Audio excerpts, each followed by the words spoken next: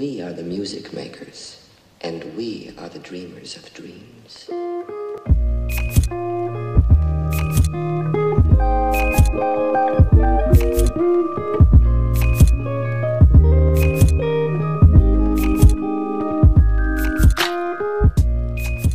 Hey guys, it is Tristan with Nerdut's Newsstand, and with me I have Aaron Lopresti, and he is the maker of Monsters and the baker of cheesecake. Somebody that has an amazing new campaign and has years of wonderful experience behind his belt. How are you today, Aaron? I am fantastic. Thank you so much for having me. I'm really excited to be here.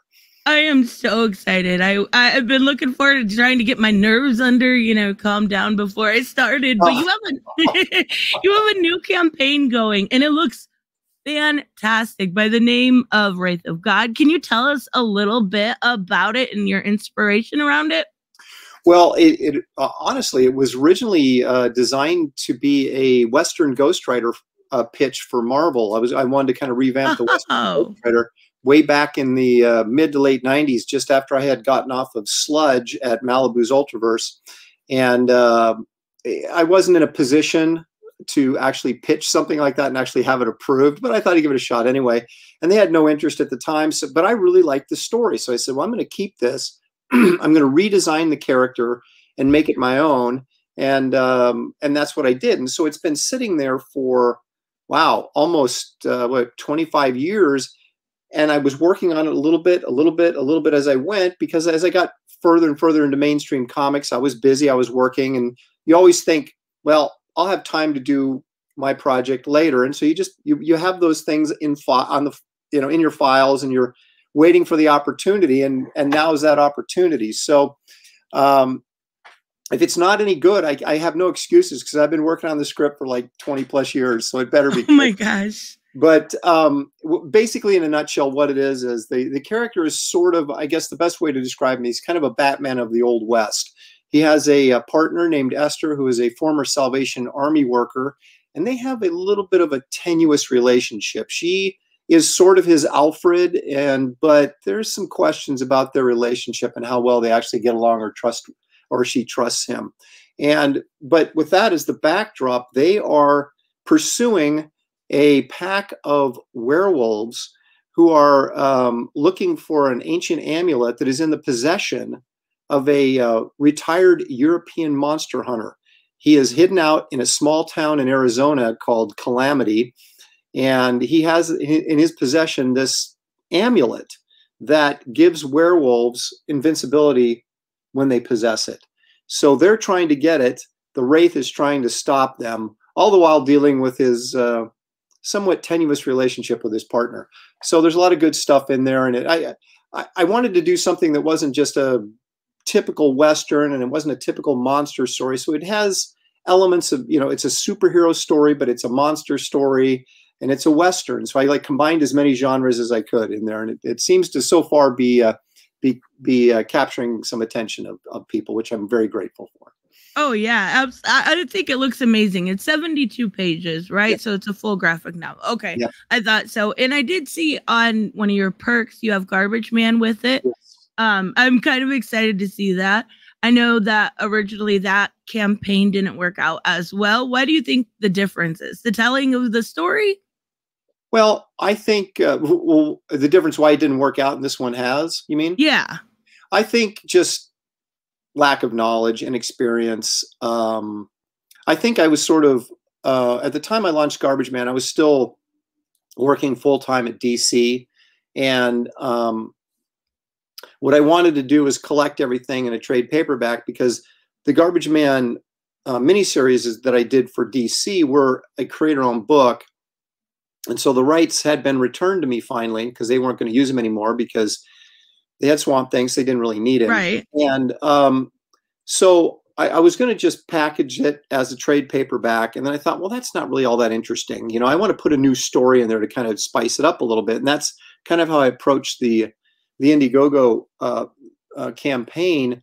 The problem was I was hoping that just by, showing it around social media and that I would get enough response that it would be fine. But what I found out was that, as I'm sure you're aware of, and most people that have YouTube channels, promotion it takes time. It takes time to build up an audience. You may think people know who you are, but you find out pretty quickly that maybe the right people don't know who you are, or social media really isn't that great for getting a message out to a wide number of people. It seems like it is, but every time you post something, how many people actually see your post, right? Yeah. And so I didn't really take all that into consideration, and because I was working at DC full time, I probably didn't put anywhere near the promotion I needed into it, or the pre-promotion that I needed to put into it. So I think there's a lot of factors in there that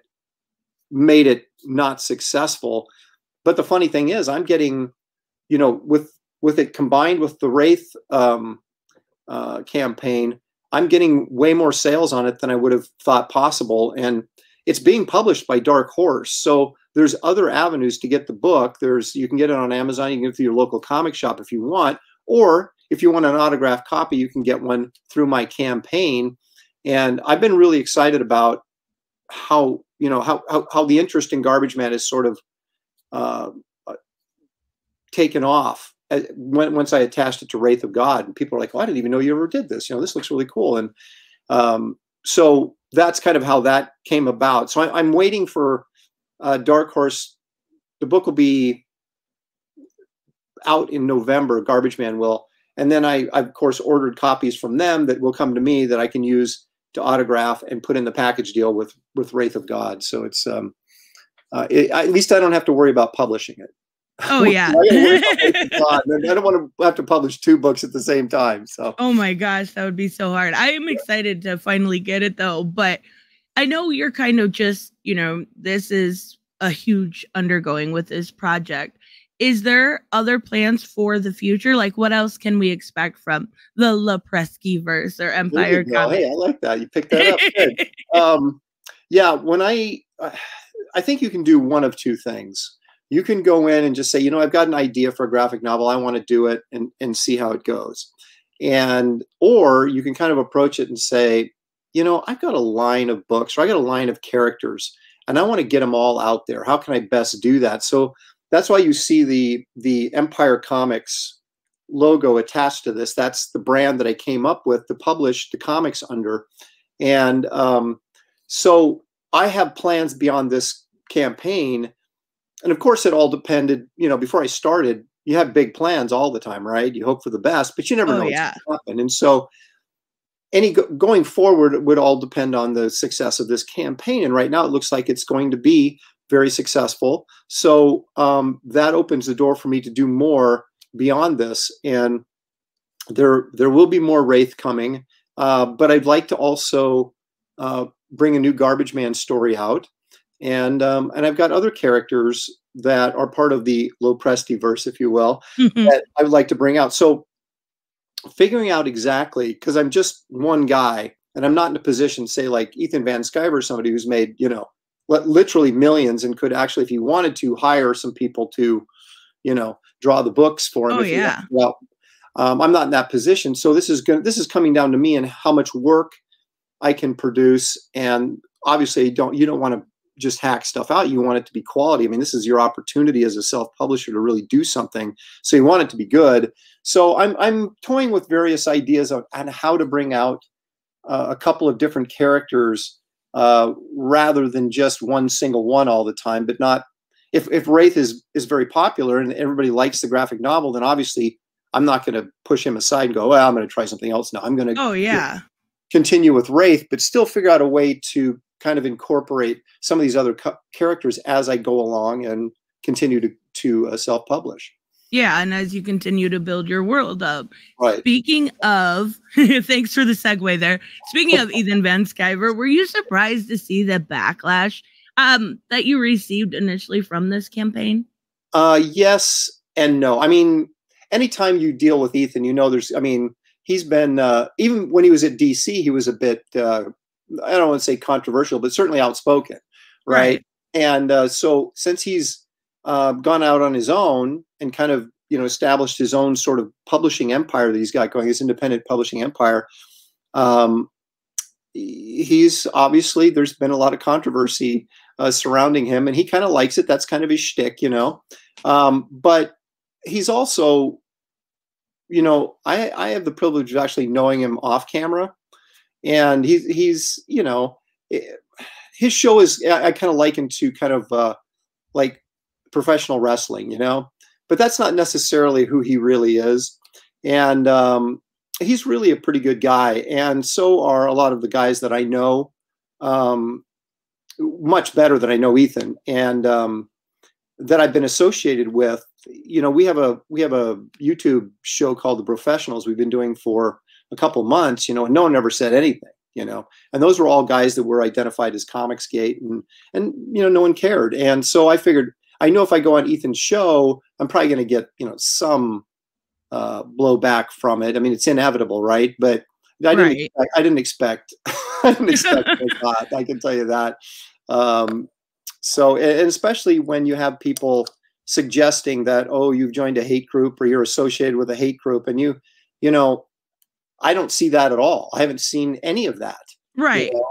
And so it's kind of like, I could sit there and be cowardly, I suppose, and say, okay, I'm sorry, you shouldn't have done that. But I'm not going to apologize for when I didn't do anything wrong. You know, I don't see any of that. If there was, you know, if there was any of this ridiculousness that's being put on, you know, this association called Comicsgate, I wouldn't be a part of it, and I would denounce it and say, well, but it's just not there, you know, other than, of course, you know, they get a little crass sometimes, and a little, right, you know, and they say some stuff for effect and things like that. But these guys are, you know, there's guys just trying to, you know, self-publish and entertain people on their YouTube channel. And I just, you know, so I'm not going to get caught up in all of that negativity and stuff. People can think what they want. If they don't want to take the time to actually find out what's going on and, you know, just say whatever they want to say, then, I mean, what can you do about it? Right. I mean, and I know there was some bad actors very early.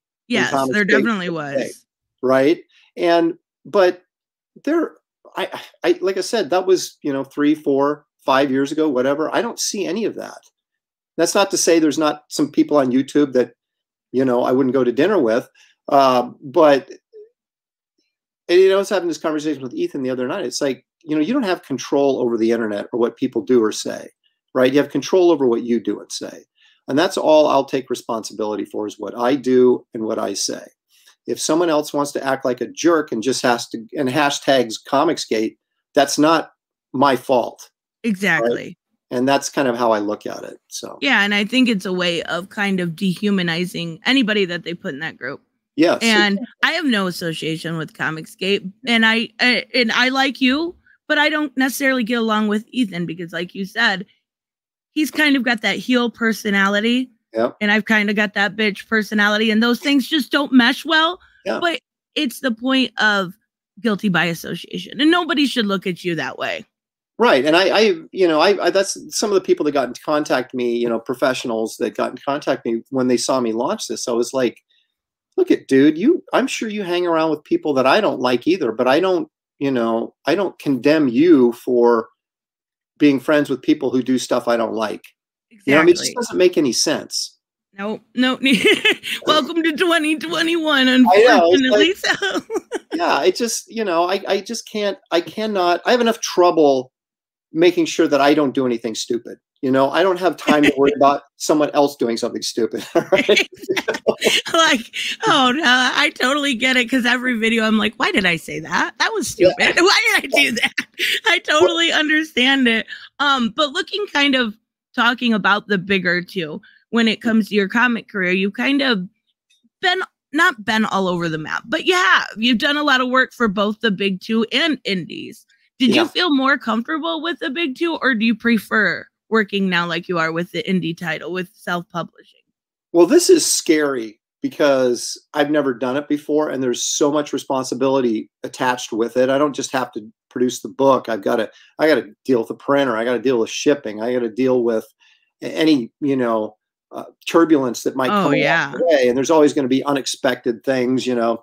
Right now I'm like, what if the Garbage Man trade paperback sells too many copies and I can't get enough from Dark Horse, you know. I mean, which is absurd because they'll, you know, I'm sure they want to sell as many as possible. So it's not, you know, it's not like they're going to run out. But those are things that are in the back of your mind going, that could be a potential problem 3 months from now. How am I going to deal with it? And that's stuff I've never had to worry about before. But I will say, growing up as a kid, I always dreamed of working for Marvel. I was never much of a DC guy growing up. I was always a Marvel zombie, which is kind of odd that I did most of my professional work at DC. But I've always had characters. I've always wanted to do my own thing. I mean, when I was 18 years old, I was calling up printers to, you know, find out how much it would cost to print a comic book, because I was thinking, oh, I can do this myself, you know. So I've always had that sort of entrepreneurial spirit.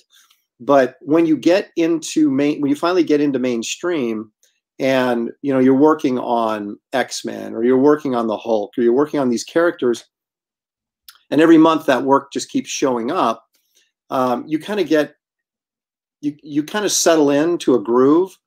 And so when you get where I'm at right now, where you've been doing it for 30 years and you're so used to, oh, here comes the script.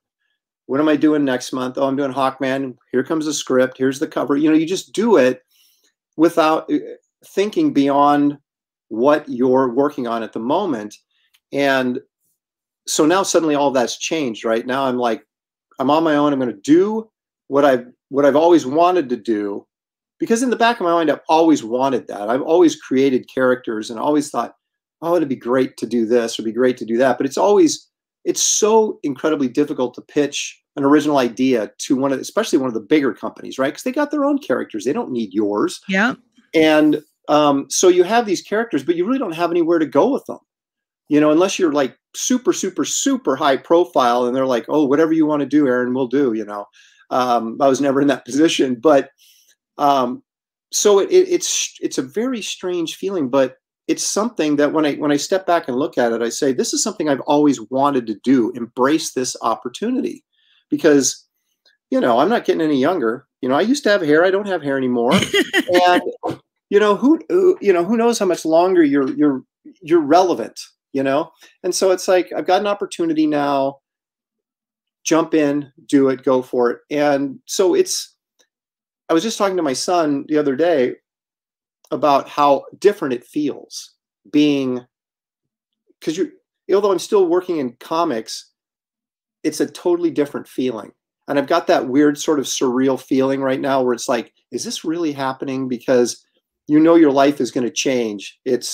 Now I'm doing this. I was doing that for 30 years. Now I'm doing this going forward. And there's a lot of uncertainty, right? So it's a different thing, and I am settling into it, but I am super excited about it, because at the end of the day, I am working on my own stuff. I am doing stuff that I created and have complete ownership of. And that's a pretty exciting thing. Oh yeah. You're striking out on your own, and you are definitely making it. Your campaign's doing really good. I'm excited to get both Wraith of God and Garbage Man. So one thing you've been known for, not necessarily cheesecake, because there are some artists who draw them more so than you, but is more like strong, sexy women in general. Mm-hmm. Yeah. Why do you feel now in comics the change has been it's so kind of looked down upon? Do you think it's more of a political reason, or do you think maybe they're just hiring cheaper artists who don't have the skill or desire to draw? Yeah, I think She-Hulk, especially, that was one of my favorite characters, and you drew her so strong but still beautiful. You see what I'm saying? Yeah. Oh yeah, I know exactly what you're saying. I think editorially, I think in this day and age, I think everything's politics. Whether we like it or not, I think sometimes you strip everything down. The reason people are at odds with each other now is political differences. They may have selective morality that they drape over the top of it to say, oh, you're a hater, or you're this or this. But really, if someone doesn't like you, they don't like you because of your politics. And that's what it's sad to say that, right? Because we used to be able to sort of discuss politics, and even if you didn't agree, you sort of walked away and you were still friends and it was no big deal. And that's just not the way it is anymore. And I see what's going on in comics you know, especially about the female characters, I think that there's, I think that is politically or culturally driven, how they're being handled now. Because there are artists that can do this still. I mean, there's a lot of really talented people in comics still artistically. But I think the difference you're seeing is not so much that there isn't the talent, although in a lot of books, you know, some of the companies have decided to go much deeper and hire, you know, to save money, obviously, and they're not hiring the same level for, I mean, you see it on the covers, but you're not necessarily seeing it on the interiors, right? And so I think it could be a talent issue in some cases, but I think it's also an editorial direction. And to me, I think it's unfair to say that, well, if you draw a female character attractive, that you're being sexist, because we're drawing male characters attractive too. Oh yeah. Right. Yeah. Yeah. Right. So it's like, these are like, to me, have always been like soap operas, right? You take the most beautiful people and then you make them the most powerful people, and they're your heroes and, you know, your villains. And because they're idealized human beings, they're not, I've never been a big fan of trying to reflect current events or society in the comics. I want more escapist fantasy. I want to get away from reality when I go to the movies or read a comic book. I don't want it thrown in my face because I get it every day anyway. So, and I think that by making these heroes, these idealized human, you know, beings, that's what we do. It's like everybody wants to be as powerful and as handsome as Superman. Everybody wants to be as beautiful and as powerful as Wonder Woman. Well, guess what? None of us are, but it's fun to be able to sort of project and say, oh, you know, especially younger readers can do that and sort of, you know, look at that and say, God, wouldn't that be great? And you can just kind of imagine yourself in that role, you know, for the few minutes or however long you spend reading the book. And I think to take that away kind of diminishes what makes comics so fun and great. Exactly. I totally agree. I don't mind a good allegory every once in a while, but sure, to make your characters so realistic that they almost don't represent people. They almost take away from the women that actually do really try hard. I think it's a shame. So another thing that you're drawing and known for are monsters, right? What's with your love for monsters? Is there any specific kind of monster that you prefer to draw? I am a very, very strange person. I was raised in a Christian home. I am a Christian, and yet I have this weird love for monsters. And I think it's a combination of being an artist and just being someone who enjoys fantasy. I mean, I wouldn't be in comics if I didn't enjoy fantasy, right? Oh, yeah. As a kid, I always loved the Universal monster films. But I've never been, well, I shouldn't say that. When I was 14, I was a horror fan. I was watching, you know, Dawn of the Dead and all that kind of, the originals and all that kind of stuff. And I was like, what's the grossest thing we can sit through kind of stuff, you know? But I've sort of outgrown that. And I'm not really a horror fan anymore. I'm more of a monster fan. And I think from an art standpoint, monsters are sort of liberating. When you're drawing, you know, the human figure, male or female, there's certain restrictions. There's certain ways that they should be done and represented, right? So that they work and that you believe them. But you start giving me a monster that maybe I can make his arms a little bit longer. Maybe I can do this with his face. And so I've always found that to be more fun. And I think that to me, it always comes back down. Am I having fun when I'm working on something? And even like as a kid watching the Universal monster films, I think I was more focused on the makeup than I was necessarily the monster. In other words, Karloff had a great face, right? He was fantastic looking as Frankenstein. He was fantastic looking as the Mummy. He just had a really great face for that. Mm-hmm. And so when other actors portrayed Frankenstein after Karloff quit doing it, I mean, I would watch it because it's Frankenstein, but it really didn't have the same appeal to me because they didn't look as good or look as interesting. And so it was, to me, it was as much about the creation of the creature or monster, whatever it was, and how well it was pulled off. If it looked good, I was interested. If it looked dumb, I probably wasn't interested. And, you know, so Creature of the Black Lagoon is such a great costume and such a great designs, right? How can you not love that?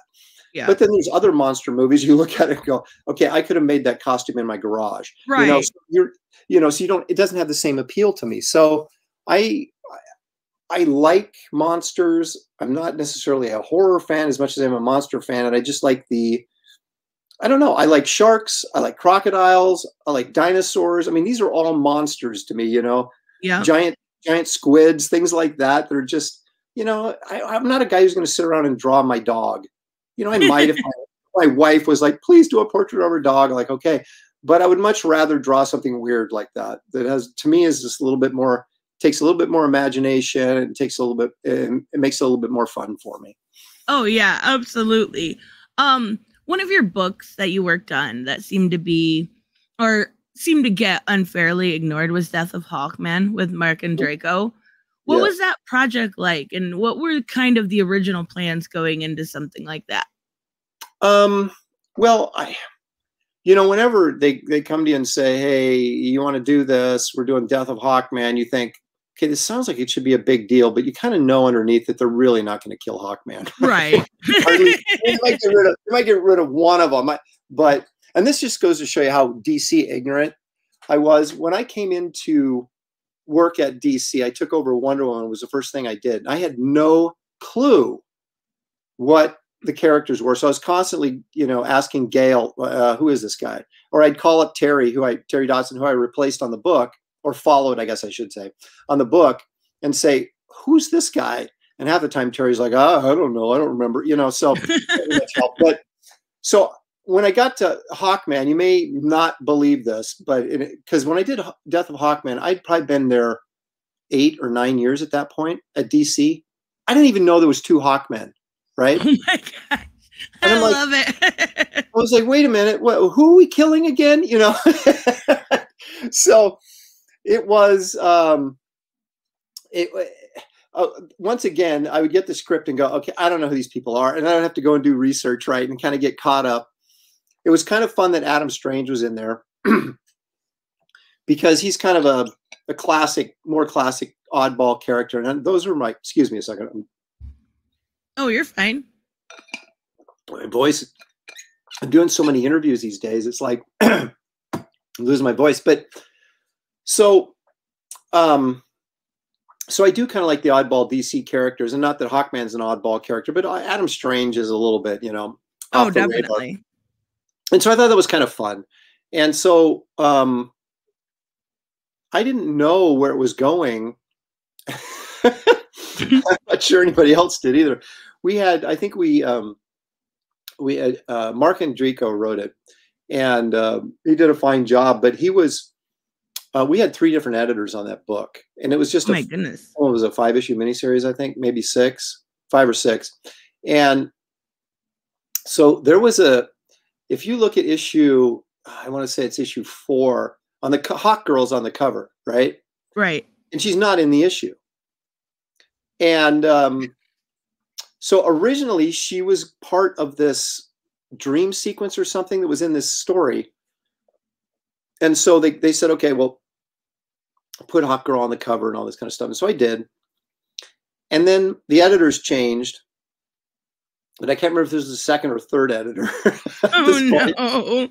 And so they, you know, there was the cover. It was solicited, and everybody sort of forgot about it. And then because we do those 3 months in advance, right, for Diamond and everything. So then the script came in, and I was drawing it, and I was halfway through the issue, and I realized Hawk Girl isn't in this story. Oh my gosh. What's going on? So I call my editor and I'm like, dude, what? Hawk Girl is not in the story, but she's on the cover. And he's like, really? I mean, it's like, because he had just taken over and he had no idea, right, what was on the cover for the issue or anything. And so I really panicked. which is kind of silly because it's not my responsibility, right? I mean, but I was going all editor, you know, and publisher, and I called up Dan Didio, and I'm like, Dan, we got this cover, and for Hawk Girl is prominently featured on the cover. She's not even in the issue, and he's like, it'll be all right. You know, it was too late to do anything about it now. Oh my gosh. So apparently what had happened, Mark had originally planned on having her in this dream sequence, and then the story got rewritten and changed, and then they forgot that I had already put Hot Girl on the cover, so they just rewrote the issue without her in it, and then it was just like, it was, wow. You know, so here comes issue 4, and you wouldn't talk about blowback. Oh my gosh, how many people were like, hey, why is Hawk Girl on the cover? She's not in the issue. And all I could say was, I have no idea. Oh my gosh, that's so funny. You gotta respect DC for, you know, being a mess all the time, but that's so funny. Oh my, you know what though? That's more normal now. Like compared to then, it's like a lot of false advertising when it comes to some of the variants and even some of the regular covers sometimes. But through your later years at DC, it seemed like you were doing more minis and fill-ins and taking over runs and stuff like that. Did you prefer like the long run, or did you prefer to do minis like that one, or, you know, fill-in artists? Well, okay, no one wants to be a fill-in artist. Okay, I wasn't sure. Right. But what happens on those fill-in issues is when you finish a series, whether it gets canceled or it was a mini series or whatever, it's really hard to have a next project lined up immediately to jump right into, right? So they will say, you know, what I would always do is I'd go, Dan, I'm wrapping up Death of Hawkman. You know, what do you got? And he's like, well, he says, we got something starting in 3 months, but, oh, we've got this Martian Manhunter thing. You want to, you know, you want to do that? And actually, I did want to do it. So, so that stuff comes up, or, hey, we're doing this Convergence thing, and it's 2-issue Wonder Woman thing. Do you want to do it? You're like, well, yeah, either that or I'm sitting here doing nothing for 3 months until the next project's ready. So, I mean, it doesn't really help your reputation because everybody looks at you and kind of says, oh, he's just a journeyman guy. Because I was taking, you know, I was not in a position ever to sit around and not work for, you know, 2 or 3 months until the next project was available. So I would, you know, someone would say, hey, Aaron, do you need something? I'm like, well, yeah, I do. And then, so I'd do an issue of this, you know, while I was waiting for the next thing to come along. And I think that when I first went over there and got put on Wonder Woman, that was, there was a period in my career, I was on contract with DC for about 5 years. And so when you're on contract, they want to make sure you're on something visible, right? Right. And so after Wonder Woman, I was supposed to take over Superman, but it was the Superman Walks Across America storyline. And after I saw that, I was like, I'm not drawing this. Are you kidding me? You're not going to take my one shot at Superman and turn it into this. I said, there's no way I'm doing that. And so they said, well, okay, we've got this Justice League International miniseries, you know, would you be interested in doing that? Or it was actually a maxi series. I think it was like 24 issues, right? Where Judd Winnick was writing. But it was like, came out twice a month. So there was like, okay, you can do the first issue, you do the 5th issue, that kind of thing, right? And so I would go through and pick out the issues I wanted to do. Oh, the Metal Men are in this one, I want that issue, kind of thing. And so when that got done, it was really, really popular, and they were kind of surprised them. So they said, so when they got ready to launch the New 52, they said, well, just why don't you do Justice League International? I said, sure, you know, that'd be great, that'd be fun. And that book was doing really, really well, but there were some people in the upper echelon that didn't like it. They thought it was kind of pardon the expression, the redheaded stepchild of the Justice League. Right. And even though it was selling pretty well, right, it was not anywhere in trouble of being canceled. And it always floored me that they cancel a book that was making them money. Yeah, I mean, that makes no sense. That, right. But it was David Finch was supposed to come out with a Justice League book. They already had the Jim Lee, Jeff Johns Justice League. And I think there was maybe even a third one. And they just felt like this didn't really fit into what they were doing. They just weren't someone up there, I know who, but I'm not going to say who it was not a big fan of it, right? And so they just kind of forced it into cancellation. And Dan Jurgens and I pleaded with Dan Didio, or like, Dan, if you don't want this to be a Justice League book, let's just exile them from the Justice League, right? And then they can become their own kind of rogue thing, and we can keep the book going. Because Dan and I were having a blast on it, you know? Yeah. And so, excuse me. So, but they ended up deciding to go ahead and cancel it anyway. And what that did was, it kind of threw a wrench into everything for me, because the way the New 52 was set up was that they launched all their books, all their main character New 52 books right away. Right? And then when they would take the bottom 3 or whatever after a year and cancel them, and then they bring in new titles to replace them, right? The problem is when you start up here, everything you replace with, it keeps going down and down and down the totem pole, right? So when Justice League got canceled inappropriately and abruptly, there was like, well, okay, so what am I supposed to do now? You know, I'm not going to be on Justice League, or pardon me, I'm not going to draw the other Justice League book. I'm not going to draw Batman. I'm not going to draw Superman. You already have guys on those books. Right. So now what am I supposed to do? So now they're like, well, you're going to have to do one of the next books in the next wave. And that ended up being Amethyst, which was available, which I knew was going to not do well. Not do well, yeah. But despite the fact that Christy Marks did a terrific job writing that book, that was actually it was a really good book. And I did some really nice artwork on it that I was really pleased with. But I knew no one was going to pick it up.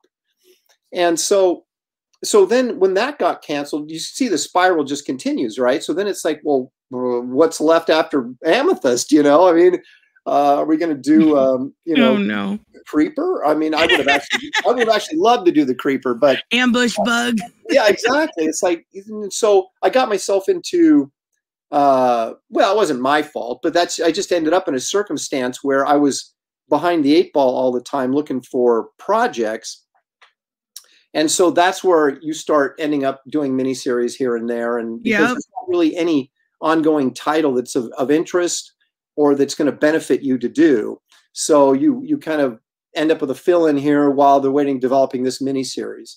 And I think I had been bugging Dan Didio for years about doing the Herculoids. In fact, even when I was on Wonder Woman, and Dan was talking about getting the rights from Warner Brothers to do the Hanna-Barbera stuff, right? Yeah. And so I said, well, dude, if you get it, Herculoids, I got to do Herculoids.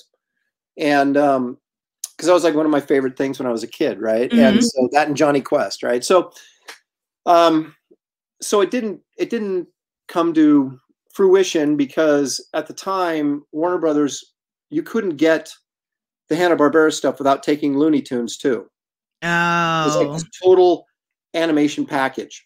And Dan was of the mind, and he was correct, that no one would buy Looney Tunes. So that was a losing deal for them. He thought there was potential in the Hanna-Barbera characters, but didn't in the Looney Tunes characters, at least in terms of comic book sales, right? Right. So it kind of died on the vine and went away. Well, then he figured out a way to get, he ended up getting them back later.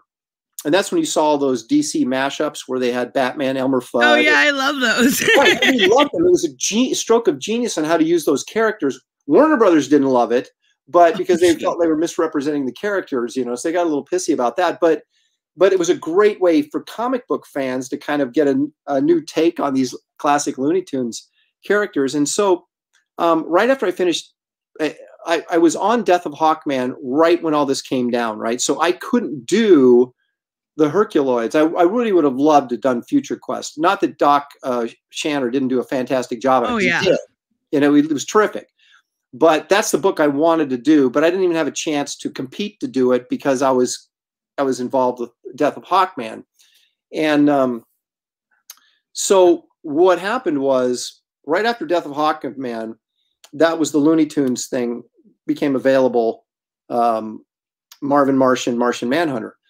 Because I'd sit there and ask Dan, I said, what am I going to do after this? And he said, we got these Looney Tune things. And I'm a huge Looney Tunes fan, right? And my ears perked up and I'm like, what are you talking about, you know? And he said, well, we got this. We got Marvin Martian. And I went, Marvin, I'm done. I said, I'm in.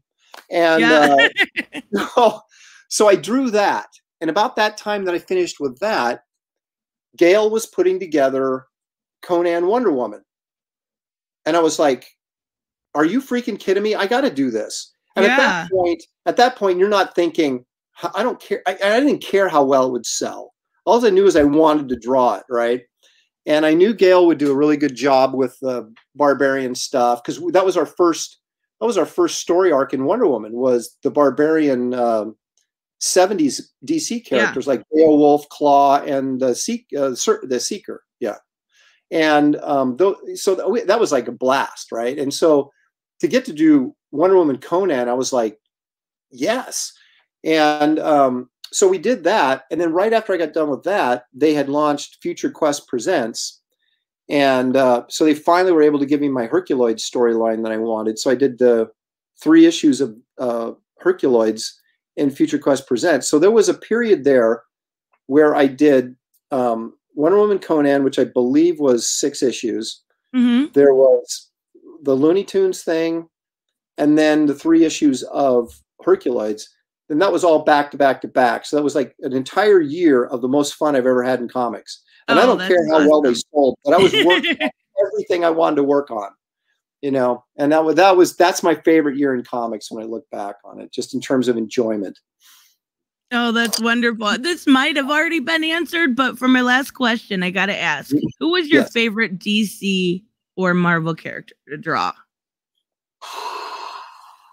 Might be a toughie. Well, the single favorite project I did at Marvel was I did a What If Avengers thing with Jeff Parker, who wrote it. And I got to draw everybody in the Marvel universe practically in that book.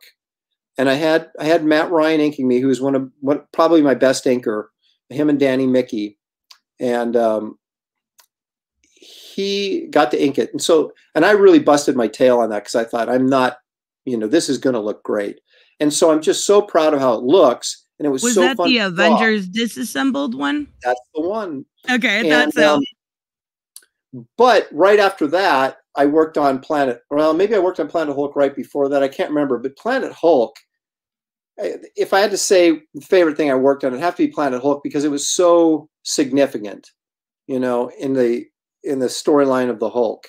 And I don't know at the time we thought, how significant it was going to be. Right. And actually I was doing some covers for Mark Panisha, who was the editor on the Hulk at the time. And he had just contacted me and said, Carlos Peglione is the regular artist on the Hulk. He said, but we're doing this thing and Carlo won't be able to keep up. So we want to do alternating story arcs on this Planet Hulk thing. Do you want to do it? And I said, absolutely. So that was just great fun. The Hulk is Spartacus. It was really hard because you had a lot of these 1,000 soldiers come over the hill kind of thing. Right.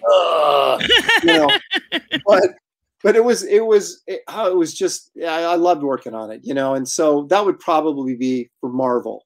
Although I had a nice run on Ms. Marvel, I had a lot of fun working on that too, but it was that Hulk project, I'd have to say. As far as DC, probably,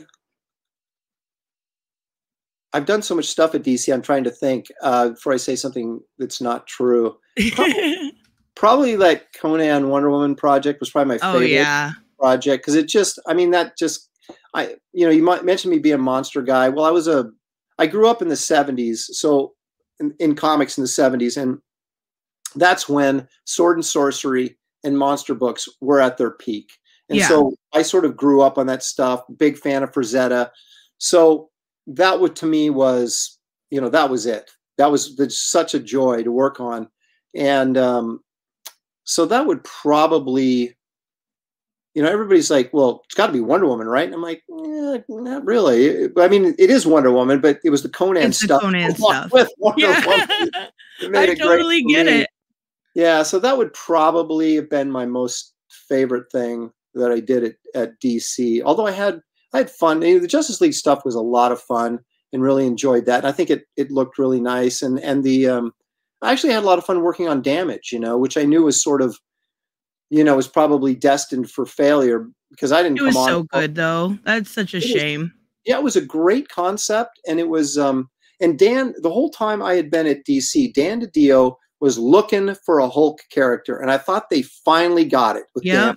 This really works. This is a great concept. And then, you know, the sales weren't there, so they canceled it, but they really didn't do anything with the character afterwards, like to keep him around. Not at all. And that's what I didn't understand, because it was such a great character. Any of those characters, that Silencer, those they just kind of got tossed by the wayside to never really be seen again. That's unfortunate too. Yeah. And I don't mean to keep stretching this answer out, but because I no, you're fine. I worked with James Tynion not too long ago on the Dark Multiverse book. Which one was that? That was where Blue Beetle goes bad. It was that was so good. Infinite Crisis. And or Infinite, was that what it was called? Dark Multiverse Infinite Crisis. I'm pretty sure that's what it was. And they had come to me and said, these are the books we're doing for Infinite Crisis. Which of these interest you? You know, and I saw the Batman one with Azrael, and I just kept thinking, I don't know, it's going to be more Azrael than it's going to be Batman, you know? So then I was like looking at this other thing, and I thought, well, this is Justice League's going to be involved in this. This seems bigger. I'll go ahead and do this one. And it was just a terrific story that James wrote. But on top of that, I really, because I knew it was going to be prestige format, and it was kind of a big deal, right? So I really took some time in my layouts and my storytelling. In fact, I posted videos on my channel about my storytelling process and thoughts behind what I was doing in the book. And so that as a singular project, I'm really pretty proud of, because it didn't seem like I was under a lot of really heavy deadline constraints on it. And so it really, I'm pretty proud of that, actually. Yeah, so. Those were, I didn't even realize that you had drawn that. All of those were really good, but that one and probably the Hush one were absolutely my favorites. That was awesome. Yeah. So those were really cool. Those, the last little bit here, just kind of give everyone an idea of why they should check out your project. I'm going to have the link to your channel and to your project down in the description and the pinned comment, but just kind of, you know, one last little push. Well, I think it's a unique property in the sense that I've been able to, as we spoke about earlier, we're able to combine a couple of different genres into something that is a really sort of a cohesive unit. And I think that at some point, when you're reading superhero comics, they can become a little bit repetitive, you know? Yep. And this is a very different sort of approach to a superhero comic, obviously not just because of the time frame, because it's in the 1800s, but I think in terms of the character struggles that are in it. And then you've got the monster element, right? So with the werewolves. And so I just think there's, you know, if you want to take everything fun that you like in comic books, you know, fantasy, superhero, monsters, and you just kind of put them all together and throw in a really interesting period piece that or surroundings that allow me artistically to do some stuff I haven't got the opportunity to ever do. I mean, this is really a special project, and it's, like I said, it's over 20 years in the making, so it better be good. But I really feel strongly about it. I'm very excited about it, and I just think that, you know, if you go to the page and check it out, that you'll see enough of the art and the energy that's involved in the project that I think it'll intrigue you enough to back it. I really do. Awesome. Thank you so much for coming on. I really appreciate it. I've been a fan for a long time, and it's really nice to be able to pick your brain about what happened behind the scenes. I love hearing that kind of stuff. Make sure you guys check out everything from Aaron. You will absolutely enjoy it. We will see you in the next one. Bye-bye.